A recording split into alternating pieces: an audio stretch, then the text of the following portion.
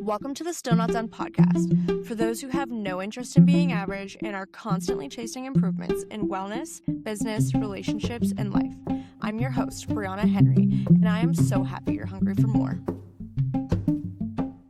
Okay, we are back with the Still Not Done podcast. We are here today with Kohl Henry.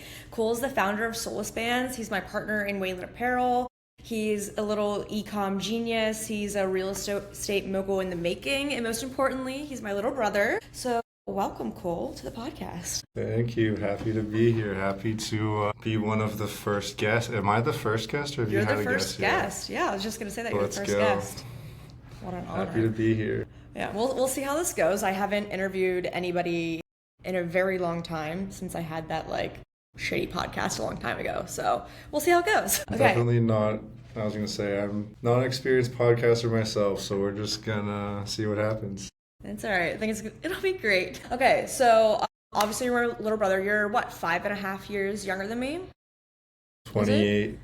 Okay, yeah. So we're both obviously entrepreneurs now, and I feel like people are always like, oh, that's so cool, a whole family of entrepreneurs. And I actually don't know the answer to this question. What did you want to be when you were younger? Did you always see yourself being a business owner, an entrepreneur, or what was initially your dream job or your goal? As probably most young boys, I just wanted to play sports. I thought I was going to be a professional athlete. But with that being said, was always just riding around in Dad's trucks with him when he was running the landscape business in our town. And he kind of just instilled this idea that I can just go make more money whenever I need to. If anything, maybe that's a little bit of a syndrome that we live by now that might not be the best thing ever. But yeah, he just kind of instilled in me that I never really thought about a career path. There was never I want to be a doctor, I want to be anything like that.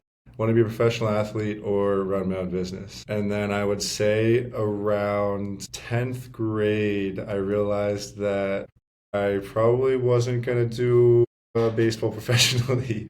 I probably liked to party a little more than I should have. Story of my life. But I still didn't really know what I wanted to do.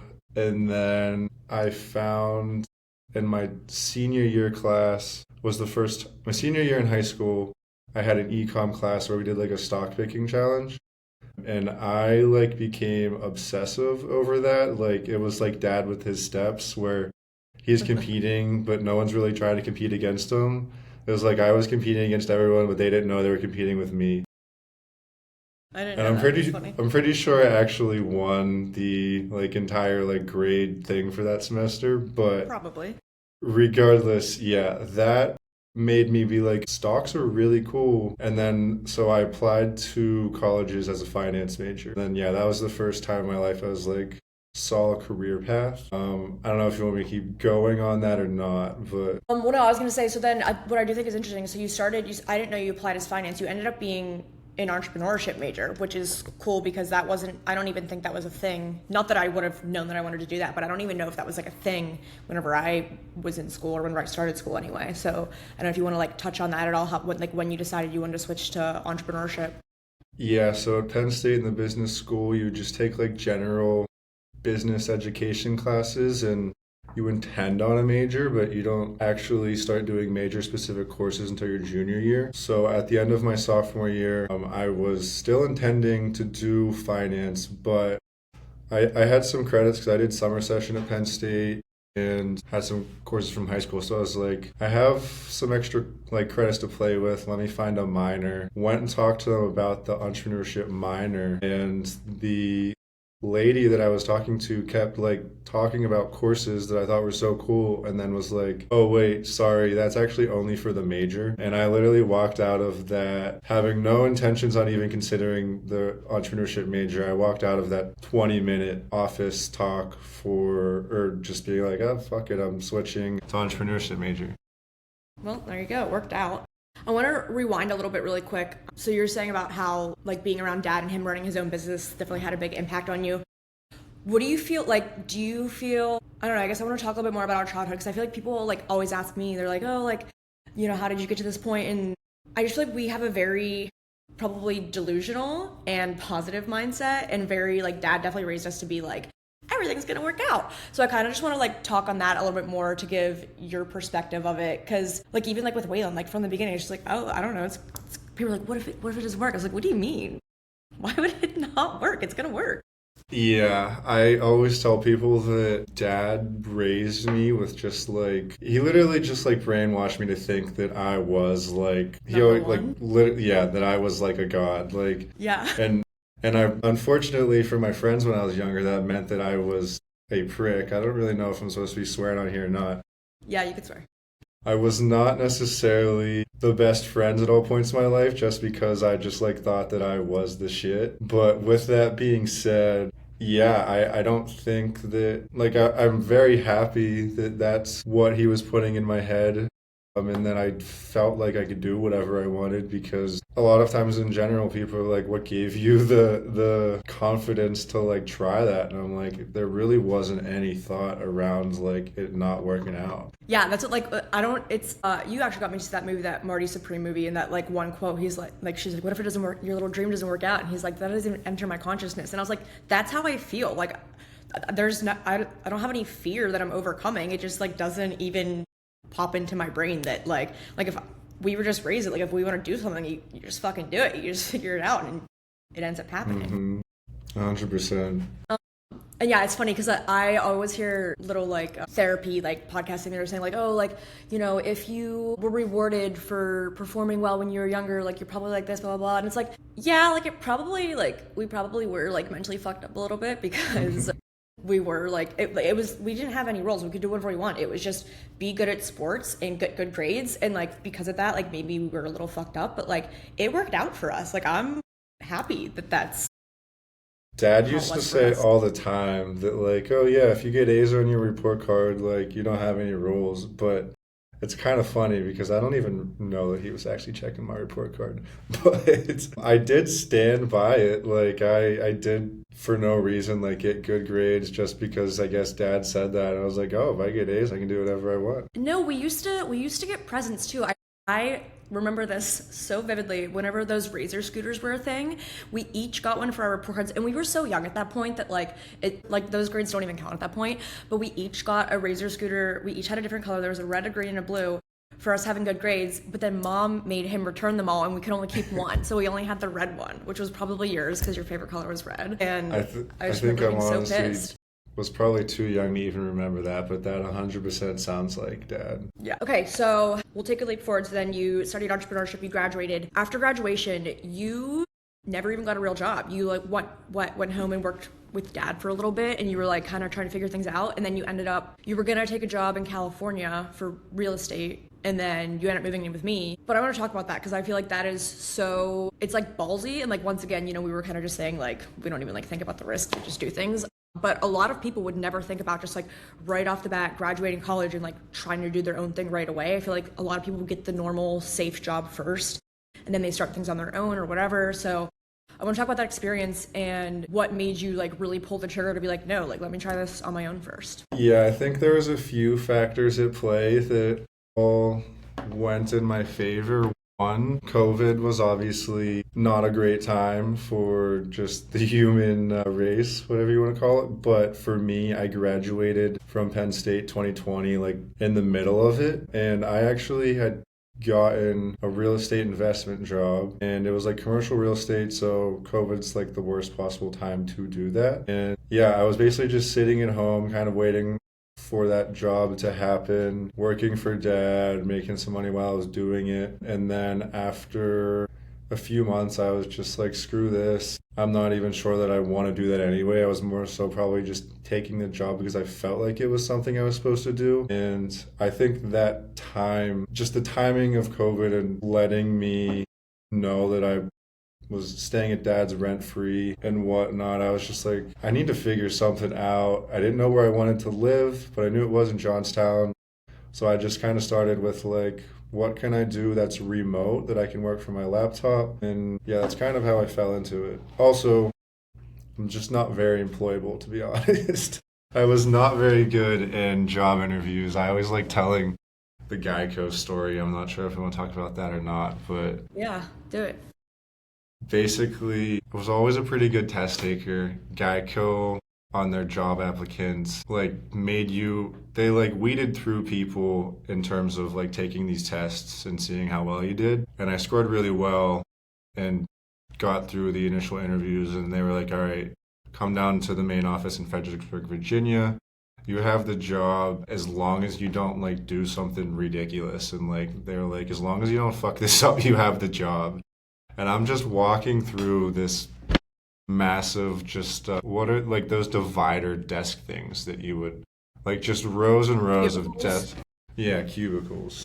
And I'm just like trembling. I'm like, this is basically everything I said that I was never gonna do. And then I just specifically remember they asked me like, oh, why do you want to work at Geico? And I was just like, you guys have a lot of cool amenities here at the office. Like, I just literally said the worst things you could possibly say, and I did not end up getting the job. So yeah, it was just it just kind of showed my true, I guess, intentions and what I actually wanted. And I think that I also knew that that was never what I wanted. But when you're 21, 22, I don't know how old I was, it's like you're kind of just a little unsure about everything and not sure what direction to go. And I just felt like that was the direction I was supposed to go in. Yeah. So I'm sure a lot of people have done similar things before, like just doing things they feel like that's what they're supposed to do. I actually have a similar story. Whenever I was, so for people listening, I had a cheerleading coach, Lacey, from high school. She was in pharmaceutical sales, and so she like reached out at one point and she was like, hey, like, do you want a job? We have an opening where you live. I was living in Philly at the time. She's like, we have an opening in your territory. I can get you an interview. And I was like, okay, cool. Like, I never really thought about doing this before. I was a personal trainer at the time. I was like, I'll do it. So, but also like she asked me about it, and then like I had the phone interview like the next day, and I had never had like a big girl job interview at this point. I never, like, that was the only real job I ever had. And it was like my first time having an interview like that. And I didn't like think to prep or anything. It all kind of happened so fast. And I'm just always overly honest. And the guy interviewing me was like, so where do you see yourself in 5 years? I was like, I don't know. I really like fitness, so doing something with that. Like, whenever I clearly should have said like something in the company. And afterwards, like, it clicked with me, and I like was texting Lacey. I was like, wait, I really fucked up. And she's like, it's okay.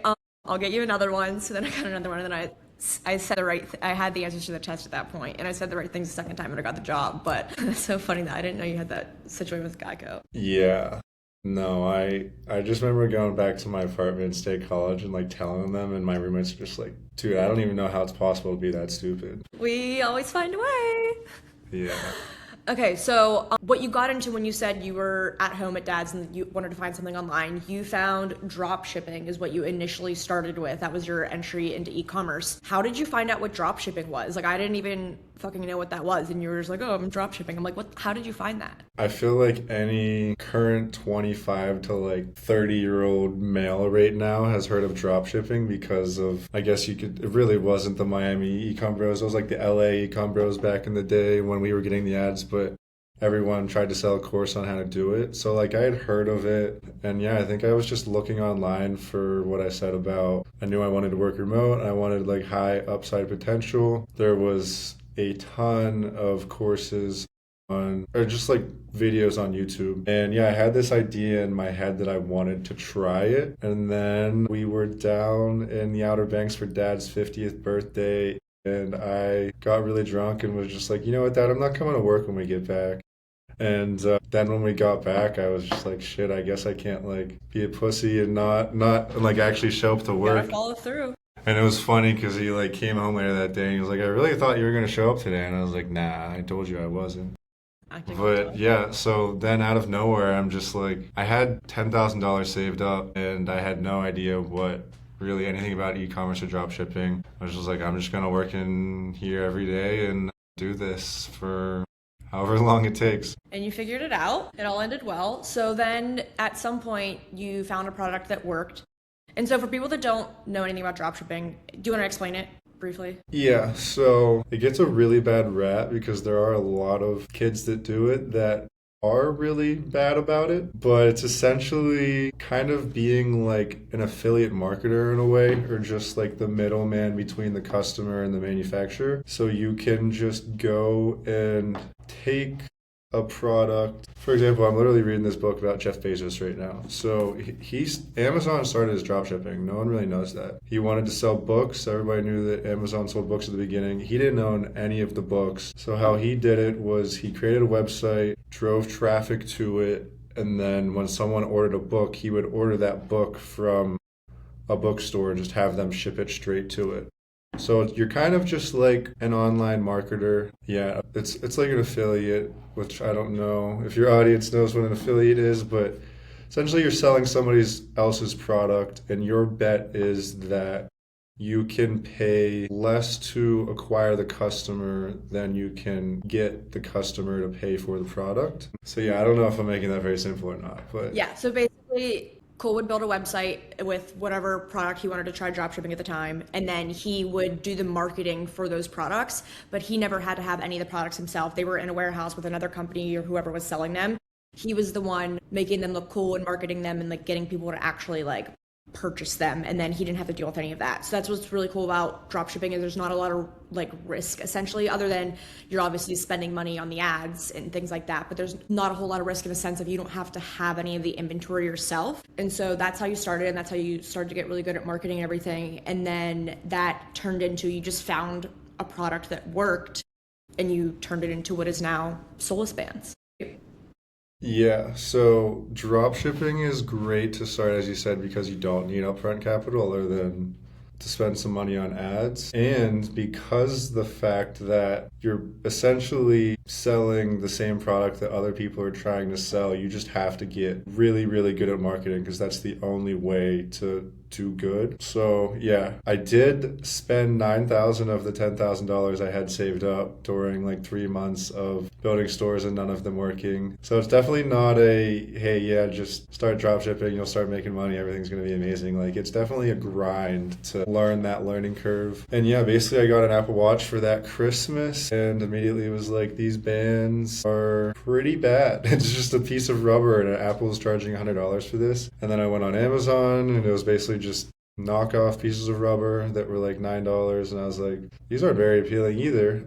And this was all while I was trying this drop shipping stuff. So essentially built a store of a bunch of bands that I thought was cool, and honestly just like did really well very quickly. Yeah, obviously we haven't drop shipped in like 5 years. Everything, we have like product designer, everything is like done in-house now. But yeah, that is how we started. We're just like Amazon. Hell yeah. So you said you've been doing it for 5 years now. What would you say the different challenges were? Like, what were you experiencing at the beginning? What were those challenges versus what you're facing now? How's that evolved over the last 5 years? I mean, it's still honestly a lot of similar issues, just new ones that add on top of them. So no one's very aware that like if you're selling a lot of product and you're actually paying for the product, just the cash flow cycle on e-commerce is pretty bad, because you have to buy the products months before you actually get to sell them. And if you're growing, all of your profit goes into buying more inventory. So yeah, I mean, I think I drop shipped that stuff for maybe 3 or 4 months, built up some cash flow to actually start placing purchase orders. And we didn't even understand cash flow at the beginning. So we were like, oh, we just made like $20,000 this month. Like, Chad and I thought we were like rich. And it turns out like after you pay taxes and then buy more inventory, you don't even have enough to pay your $600 a month rent. So it was a grind. And it still is today. Like, we throw up some crazy profit numbers and we don't necessarily get to feel it in our personal bank accounts, because we're growing so fast. So that's one of the main things I have to deal with. Other than that, it's just the entire time being a first-time founder, first-time marketer, first-time anything.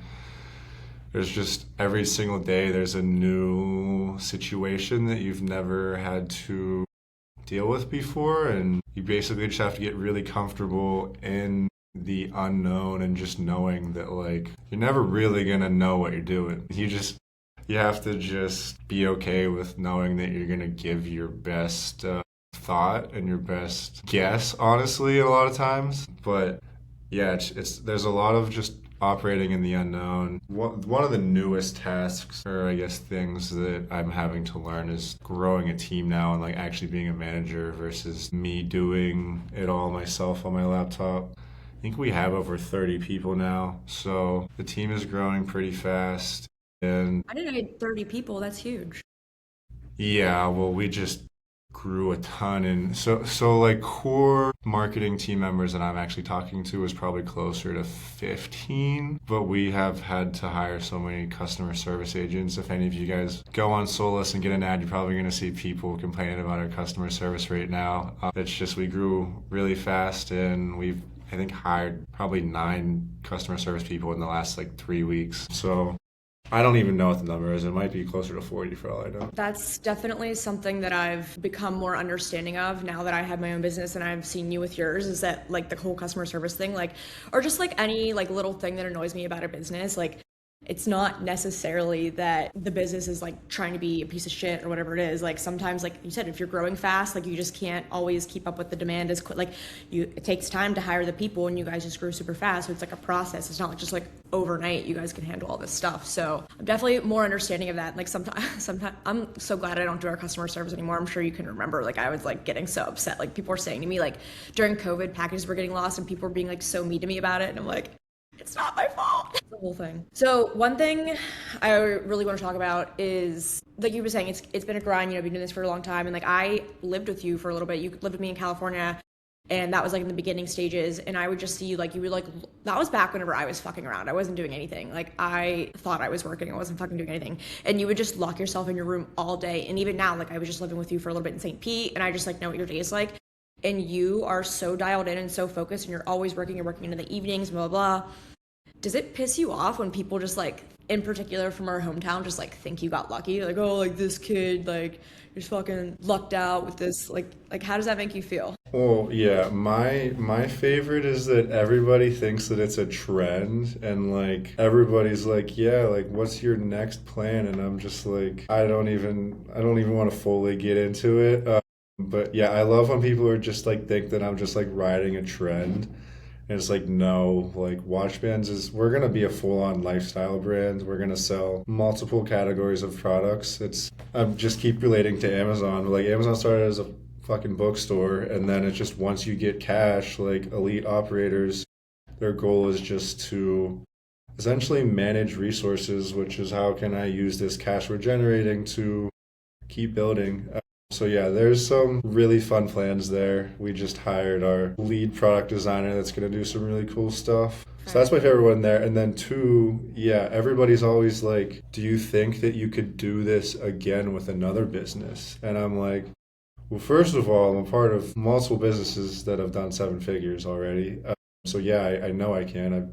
I've seen it. Second, it's just like, yeah, if anything, I think I could do it way faster and bigger, like knowing what I know now, having to go through those learning curves, knowing how to pick like the right market on the outset. It's just my time. I have to spend a lot of time on Solace right now, so I don't obviously have the opportunity to, between Solace and Weylyn and real estate and whatnot, I don't have the time to go start something else right now, but I think I could do it way faster and potentially bigger if I need to do it again. Yeah. So let's pivot into Weylyn. So for those of you guys that don't know, so I started Weylyn by myself. Then I let my ex be involved with it for a period of time. And then once we got him out of the picture, Kohl came in. Have you been on for 3 years now? I don't even know what year you joined. I'd be lying if I said I knew. Everything fucking runs together at this point. I don't know. But roughly 3 years, I would say. But you came in at a time when Weylyn was in the shitter. Like we were in like over 30 grand of credit card debt. I had just borrowed money from you to do like another Empower Bra order because you were like, that product is selling for you, like get more of it. So I was like, okay. So you lent me like $2,000 or something, which I never paid you back for. And then like I think a couple months later you ended up coming on. What was your thought process when joining, whenever you knew that like the business was currently not doing so hot? I think that I just saw like your passion and whatnot towards it, and knew that like if I could just help provide some structure and stuff on the marketing end, that like Weylyn as a brand like already had very passionate customers like buying a bunch of product and doing all that. I just honestly saw it as an opportunity to, one, I like taking on way more than I should take on. Two, I knew that if I was able to just help out the marketing team that you would crush on product. And three, I in every business I've pretty much ever done has been family or friend, just because I think it's way more fun and causes a lot of issues that I don't think everybody should aspire to want to do it. But I think if you can manage it, it makes it way more rewarding and easy to know that you can kind of count on each other in terms of like, I don't like you're not just gonna like quit one day. Like I know that this is your baby and your heart's in it. So I like knowing that. How has it been working with your sister? Am I your favorite business partner? Yeah, we can say that. Sorry, Chad. But yeah, I mean, we definitely have a different working relationship since I'm not necessarily currently like doing stuff day to day. Yeah, I mean, you're I full think time with it's Solace, and you kind of like you obviously manage the ads, and then you also are like kind of like a consultant, I guess. So if people are like kind of like wondering like what the roles are with us, I do like the majority of the shit that needs to get done, and then Cole helps with like business direction and helping me figure out like what we need to do next and how to improve sales and things that he learns with Solace. He's able to be like, hey, we did this and this is working. Like, let's try this with Weylyn. yeah. So I mean, I'd say it's been going good. You can be honest. Clothing in general is just such a knife fight business. It's like the most competitive niche there is. So I think we're just compared to Solace. I mean, we've grown every year. I've been a part of it. Compared to Solace, we're just like growing slower because it's a slower process. But yeah, I mean, as I said, I just love knowing that like you would honestly like die for Weylyn. Like you're I don't care about anything more than I care about Weylyn. yeah. So it's also just interesting working with you, knowing like my tendencies, and then I can just see like the same like genetic tendencies coming out in you, and I'm like, oh boy. It's like my business relationship with Chad is we have completely different personalities and interests and skills, whereas I think obviously me and you have more similar interests and skills and whatnot. So in terms of like a compatible, cohesive partnership and like filling in each other's gaps, we're maybe not per se like the best thing ever, but the fact that I think that I understand you and your decision making really well because of that, I think is what makes it work well. Yeah, I also feel like going along with that, the fact that we're both like just delusional and we just like think it's gonna work, and like we're just like we'll have like a shitty month and we'll have like one good day, or like one good thing will happen with Weylyn, and I'll text you and I'll be like, we're going to the fucking moon, or I'll just like send you like fucking like money emojis, and like we both like do that the same way. And so a lot of other people would be like, what the fuck do you mean we're still not profitable this month? But like I don't know, I feel like it's fun to feed off each other's energy in that way too. 100%, I agree. So I want to ask you for Weylyn and Solace, like where do you see Weylyn in the next 5 years, and where do you see Solace in the next 5 years? Yeah, I think Waylon's honestly going to look like one of those overnight success things, and people aren't going to realize that you've been grinding on this for like, what, it's 7 years is our birthday today? Yeah, on Monday, 7 years. On Monday. So I think, as I said, clothing is a knife fight, and I think that you're just continuing to get better at the designs, and we're figuring out a lot of stuff. I have to learn this niche. It's similar but different than what I've learned on Solace, and we're just like kind of really refining everything. And I personally think that there's going to be a day where like something just clicks. And it's also like clothing's very trend based. Like if it gets very popular, like word of mouth will spread really fast. And it's just going to be about us, which we even already have a problem with just like keeping stuff in stock.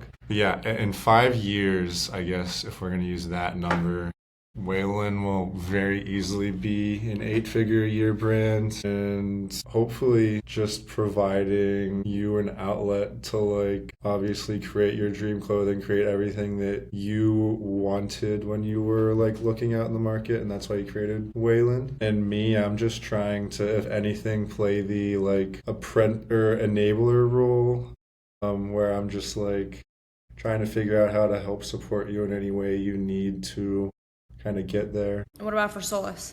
For Solace, we are 1,000,000% going to be a 9-figure-a-year brand that has multiple product categories. We already only refer to it as Solace, but technically we're Solace Bands right now. Because all we sell is smartwatches. Yeah, we're going to be selling multiple product categories. People are going to come to us for different types of products. And I'll probably be relatively hired out, and my role with the company will be what I want to do. So maybe I will want to stay on and be very in the weeds. Maybe I'll want to take a step back and let some other people do more leadership. Like, I'm not really sure. I'm like very ego aside, gonna just decide whatever's best for the company. And if I can hire somebody to do my job better than I can, I will. But we will see. And then what about you? What, like, aside from like just like those two businesses, what, because I know, so you've been starting to buy apartment buildings and units and things like that. And I know you do like a bunch of stock investing and everything else. Like, overall other business career goals, where do you want to go with all that? I am just addicted to the game of business, in all honesty. That sounds like so corny, but like, I don't know. I can't imagine spending my time like on other things other than like health, family, and business. Like, it is my video game addiction. So yeah, well, actually, I guess I shouldn't tell people what my passwords are. But essentially, yeah, I've been saying for a couple years now that like I want to have like a 9-figure holding company, because I am kind of a sporadic brain in a sense that I like to be working on different things so that every day doesn't feel the exact same way. So that's why I was mentioning like maybe hiring myself out of Solace a little bit so that I can work on multiple projects at once. Then Solace grew a lot faster, and I realized that Solace was going to be a 9-figure brand itself, so I don't necessarily need the holding company to do that, but it's still just a lot of fun. And like on real estate, I basically got into real estate with my dad as a way to like a goal for him to retire in 5 years was kind of how it started. And then my video game mentality of business kind of took over, and my goal was to like basically buy one property this year, and that's not going to be the case.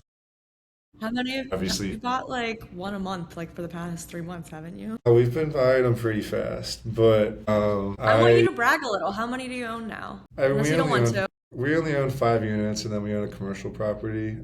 But it's like we're still getting our feet wet. Well, the commercial property is worth more than the 5 units combined. Yeah. But yeah, we're still getting our feet wet. I'm learning the business, but the plan is to like scale the number of units per deal really fast. I think the same amount we just did a 3-unit triplex, and I'm lucky to have my dad there, boots on the ground in Johnstown, like doing all of the extra stuff. But even just like the mental toll it took on me, I'm just like, fuck this. Like, I'll put the same amount of energy into a deal that has 50 units and like make 5 times as more money. It's going to be the same amount of work. So yeah, plan is kind of to just get my feet wet this year. And I already am looking back at the last deal we did, and I'm like, oh, I could have done that so much better. That's all it is. It's all learning. But yeah, the units are going to scale really fast. We'll probably, within the next 3 years, we're going to have 100 units, like, very easily. I love it. If anybody's listening to this right now and they feel like they know where they're at in life, like they want to do something more, they want to get more like involved in business, investments, like they want to do something, they don't know where to start or what to do, what would your advice be to them? I zoned out a little bit because your like audio got really loud on me there. You said, what would my advice be? What would my advice be to someone that is looking to get started? They don't know where to start. Yeah, like they know that maybe they're working a 9 to 5 and they're unhappy, and they know maybe they want to start their own business, or they just want to do maybe some investments on the side, or just they don't know what direction to take, but they know that the life they're living isn't it and they want to make more money. What would your advice be for that person? Most of the like corniest advice out there that you've heard 100 times is the most real advice, and I really think it's just start doing something. Like, it doesn't matter what it is, doesn't matter if it's the right thing to do, but like if you just start something or start taking action in some type of way, like the dominoes will start falling in your favor.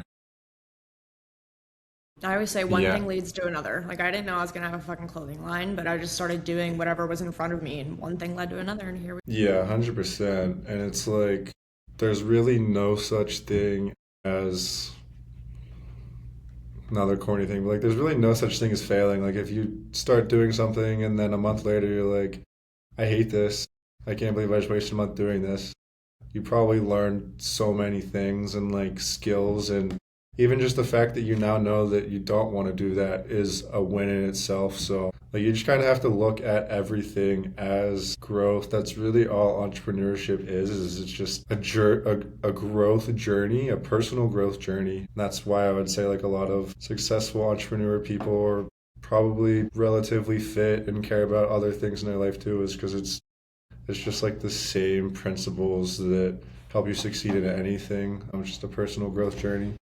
100%. And that's why I've been preaching lately that I'm really passionate with Weylyn about getting women. If you feel confident in your workout set, then you're going to feel confident in the gym. And if you like get into the gym, I just think that you can get consistent and disciplined and like learn how to do hard things there. I think that spills over to other areas of your life. And like you were saying, it's like, I feel like people that are hardworking, like they're in the gym, like it's part of it. They're healthy people because it all kind of like goes hand in hand. And then once you're like, I can do this fucking hard workout and I can transform my body, like what else can I do in my life? Yeah, and this might be like slightly more advanced than someone just starting out, but I think the best thing you can do is get involved with something that just raises your baseline of stress tolerance. Like, there's so many things when you start out in entrepreneurship or literally just in daily life that will stress you out, and the more that you're just constantly in those situations, your baseline of what can actually get to you just continues to raise. And like, stuff that would have ruined my day when I started Solace 5 years ago, like it's just like kind of like a blip in the radar, like just like a giggle nowadays. It's like, oh, there's another thing that went wrong, but it's like that's literally all business is just solving problems every single day. And Yeah, for sure. I have one final question. Other than everything we've already talked about today, this is a Still Not Done podcast, so I want to know, what is something else we haven't touched on that you are still not done with? something else that I'm still not done with.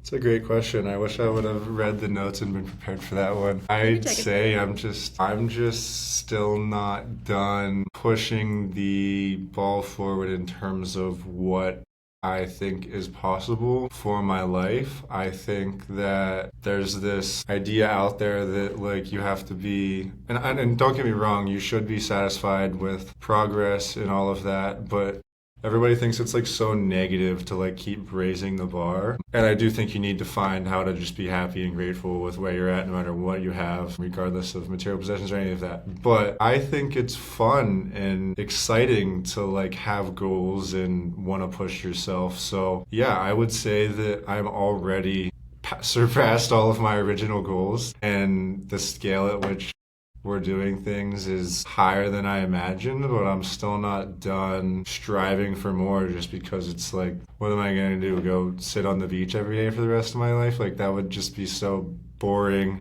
And I think that you hear a lot of successful people say that, but it doesn't make sense to you until you kind of like feel it. It's just like, what actually drives you is that growth and working on things and bettering yourself and whatnot. So yeah, I'm still not done striving for more. There you go. I'm with you on that one. I think it's fun. I was just on somebody's podcast the other day and I was like, it's literally fun to continue to chase things. Like, it's like very like Gary Vee say, but like I love the process. All right. Well, thank you for joining us. That was hopefully great. Hopefully the people think it was great. We got the first one out of the way. Well, I'm sure we'll do better. We'll have you back on at some point for sure. Yeah, for sure. Thanks for having me on. Hopefully somebody enjoyed this a little bit or got motivated a little bit. If a dumb kid from Johnstown, PA, that's a degenerate like me can do it, why not you? Maybe we should have let them know a little bit more how you really are. So they know. Yeah, maybe in the next one. Anybody that knows me already knows that I'm pretty dumb, so. You're not actually dumb. You have fun doing dumb shit. Yeah, I have an obsessive personality, so that's why I'm able to work all day when I'm in work mode. And if I'm not in work mode, I might obsess over things that aren't necessarily as beneficial to my health. But You're using it in the right way. yeah, All right, that's all. Thank you. thank you. Goodbye.